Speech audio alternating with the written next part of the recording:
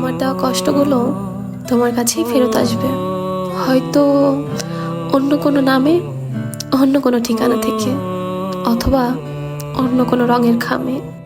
অনেক দিন পরে আসবে, কিন্তু আসবেই। সেই ফিরে আসার খবরটা হয়তো আমি টের পাবো না, কিন্তু তুমি ঠিকই টের পাবে। কিছু কিছু জিনিস না একদম ঠিকঠাক ফিরে আসে।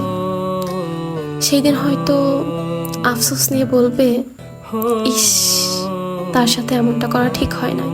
আমি ঠিক অভিশাপ দিচ্ছি না, তবে আমি খুব করে চাই আমার সাথে অন্যায় করা মানুষগুলোকে আল্লাহ তাআলা নিজ হাতে শাস্তি দিক।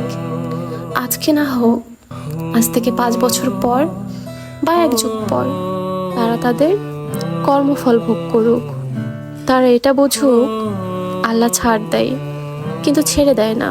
একটা মানুষের জন্য তুমি ঠিক যতটুকু করবা তার 10 গুণ ফিরে পাবা, হোক সেটা ভালো অথবা খারাপ। আমি জীবন থেকে একটা